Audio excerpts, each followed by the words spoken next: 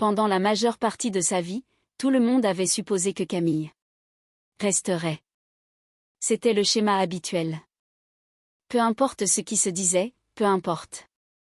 Combien de repas de famille dominicaux se terminaient par un long trajet de retour vers la région parisienne plongée dans un silence de plomb, elle revenait. Toujours. Pas parce qu'elle appréciait ça, mais parce que l'espoir est tenace. Surtout quand il s'agit des liens du sang. Au moment où le 60e anniversaire de sa mère, Chantal, est arrivé, célébré en grande pompe dans leur maison de campagne en Normandie, Camille, qui approchait de la quarantaine, était assez mature pour ne plus se faire d'illusions, mais encore assez jeune pour continuer d'essayer. Ses 2 enfants, Léa et Hugo, étaient surexcités. Ils avaient choisi de petits cadeaux à la Fnac, les avaient soigneusement emballés dans du beau papier, et n'avaient cessé de poser des questions pendant le trajet sur l'autoroute pour savoir quels oncles ou cousins seraient présents. Elle leur avait répondu avec toute la chaleur dont elle était capable. La grande bâtisse bourdonnait déjà de monde à leur arrivée. La famille naviguait entre les tables du buffet autour de flûtes de champagne. Un air de variété française jouait doucement en fond sonore. L'espace de quelques instants, tout semblait tout à fait normal. Puis, sa mère l'a repéré. Le sourire mondain de Chantal s'est effacé presque instantanément. « Tu as encore ramené ta honte avec toi » a-t-elle lancé avec mépris. La pièce n'est pas devenue silencieuse. C'était bien ça le pire. Personne ne semblait surpris, comme si cette phrase venait tout droit d'une pièce de théâtre de boulevard dont tout le monde connaissait déjà le scénario par cœur. Ses enfants ont pris un air confus. Son grand frère, Laurent, a ricané depuis le canapé. Dis-leur au moins de ne pas toucher au bibelot. Quelques convives ont souri d'un air gêné. D'autres ont fait semblant d'admirer la vue sur le jardin en détournant le regard.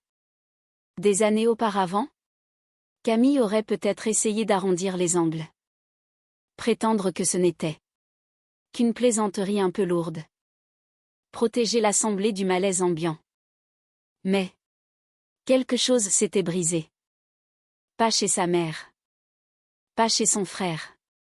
Chez elle. C'est alors que sa tante Brigitte s'est approchée. La petite Léa tenait un verre de sirop de grenadine à la main. Rien d'inhabituel. Rien de dangereux. Sa tante a balancé une serviette en papier froissé en direction de la fillette. Tiens. Prends ça avant que tu ne taches les meubles.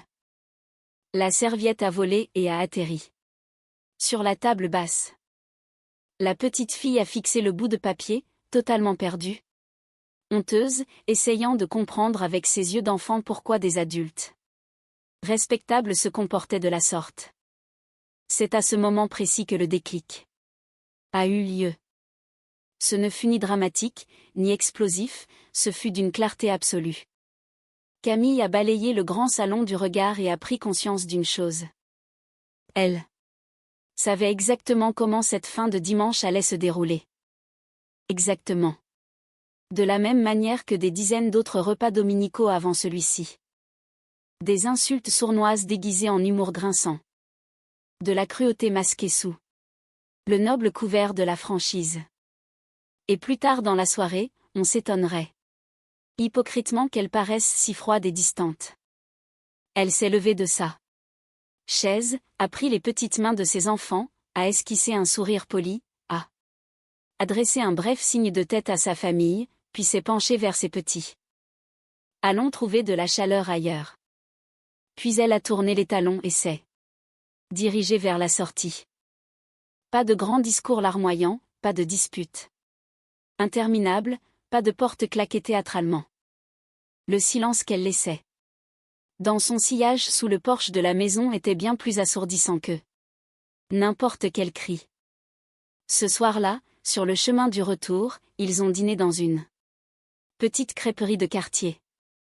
Les enfants ont beaucoup ri en dévorant leur crêpe, La tension accumulée s'est peu à peu évaporée.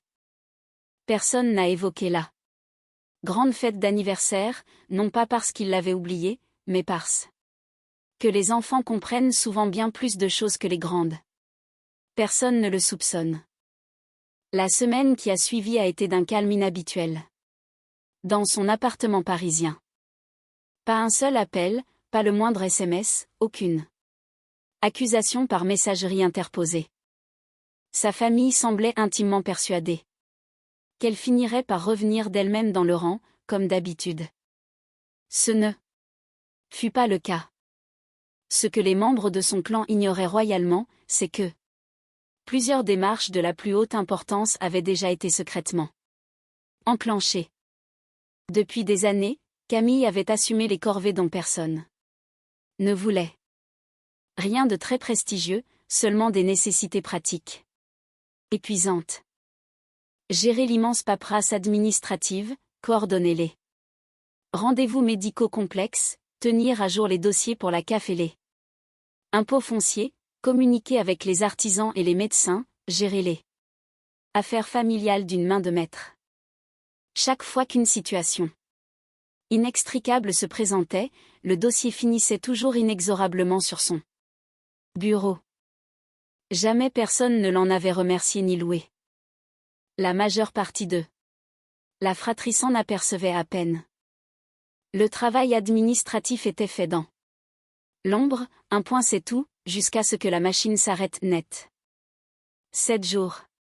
Tout juste après le fameux anniversaire des 60 ans, plusieurs membres du noyau familial se sont présentés à une réunion prévue de longue date concernant la gestion financière et juridique du patrimoine.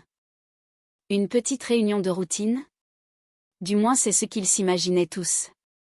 Maître Dupont, le notaire de famille, était présent dans l'étude, flanqué d'un conseiller en gestion de patrimoine. De nombreux documents officiels ont été épluchés. Des questions techniques ont été posées par les professionnels. Puis, une réalité particulièrement inconfortable s'est abattue sur eux. La seule et unique personne qui maîtrisait véritablement l'intégralité des dossiers complexes, qui connaissait les échéances fiscales, les contacts utiles et les obligations légales en cours, refusait désormais catégoriquement de participer. Au début, ses proches, sur 2, ont présumé qu'il serait simple comme bonjour de là. Remplacé au pied levé. Le notaire a corrigé cette naïve supposition de manière extrêmement professionnelle, sans détour. Sans la moindre once d'émotion dans la voix, l'homme de loi leur a expliqué que des années d'expertise et de connaissance du passif ne pouvaient pas se transmettre instantanément. Les tâches matérielles pouvaient certes être redistribuées, mais l'expertise intellectuelle et le dévouement, eux, ne se remplaçaient pas. Pour la toute première fois de leur vie, ces personnes qui avaient toujours minimisé la valeur de Camille s'y heurtaient de plein fouet, non pas en de vains termes émotionnels, mais avec des faits chiffrés et des conséquences lourdement pratiques. Les appels téléphoniques en panique ont commencé dès l'après-midi. Même son frère Laurent a daigné appeler le premier, puis tante Brigitte s'y est mise, suivie par des cousins éloignés qui ne la contactaient pourtant pour ainsi dire jamais. Certaines de ces conversations téléphoniques se concentraient exclusivement sur la logistique des dossiers. D'autres esquissaient péniblement de vagues tentatives d'excuses. Beaucoup faisaient un mélange particulièrement douteux des deux. Cela rendait d'ailleurs la situation très difficile à décrypter, car le besoin égoïste urgent et le regret sincère prennent très souvent la même intonation trompeuse à travers un combiné. Quelques rares proches semblaient véritablement troublés par l'incident de la fête. Tous les autres paraissaient uniquement inquiets des répercussions désastreuses qui leur tombaient sur les bras. Cette nuance avait une importance capitale.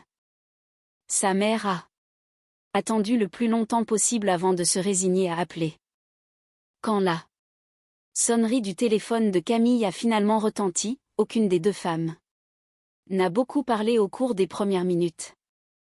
Le temps n'avait pas suffisamment adouci leur caractère fier pour que la franchise soit un exercice aisé. Finalement, ravalant sa fierté, sa mère lui a demandé si elle comptait bientôt revenir, non pas sur le sujet fâcheux de la dispute d'anniversaire, mais revenir sur tout le reste, assumer les obligations, les rendez-vous notariaux. Ce rôle fondamental qu'elle avait toujours endossé en silence au fil des ans.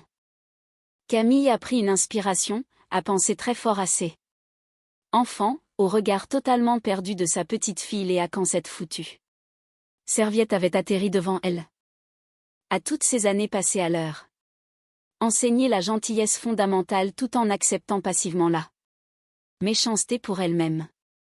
Alors elle a répondu à sa mère, sans aucune trace de colère, sans aucun triomphalisme, simplement avec la plus pure des vérités. Non. Le silence glacial qui a suivi sa réponse pesait lourd, car les deux femmes comprenaient intimement ce que ce petit mot impliquait définitivement. Quelque chose d'invisible s'était irrémédiablement modifié pour toujours. Les mois ont passé. Certaines relations familiales se sont très légèrement améliorées. D'autres se sont totalement évanouies. Quelques-unes sont restées bêtement en suspens. La vie a continué. Les lourdes responsabilités pratiques ont fini par trouver de nouveaux gestionnaires contraints. La famille a bien dû s'adapter. Les gens s'imaginent très souvent que ce genre d'histoire se termine forcément par une spectaculaire vengeance. Il n'y en a eu aucune. Personne n'a tout perdu. Personne n'a été publiquement humilié. La véritable conséquence a été en fin de compte beaucoup plus silencieuse. Toute une famille a découvert avec effroi que la jeune femme qu'il traitait comme la moins importante du groupe portait en réalité sur ses épaules bien plus de choses vitales qu'il ne l'avait jamais mesurées. Et une femme brillante a découvert de son côté que de claquer la porte et de partir n'était finalement pas la partie la plus difficile. Le plus dur, c'était d'avoir la force inébranlable de refuser d'y retourner simplement parce que tout le monde s'attendait à ce qu'elle le fasse par devoir. Des années plus tard, devenue grande, sa fille se souvenait à peine de l'anniversaire des 60 ans en lui-même. Ce qu'elle avait gardé en mémoire était d'une tout autre nature. C'était une main ferme serrant la sienne pendant qu'elles marchaient toutes les deux vers la grande porte de sortie.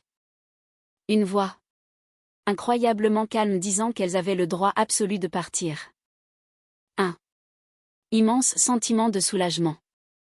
Et c'est sans doute cela qui importait le plus au monde, car les enfants apprennent concrètement à quoi ressemble le véritable amour en observant attentivement ce que les adultes acceptent de tolérer. Cet après-midi-là, pour la toute première fois de leur vie, ces enfants avaient vu leur propre mère choisir sa dignité inaliénable plutôt qu'une morne acceptation.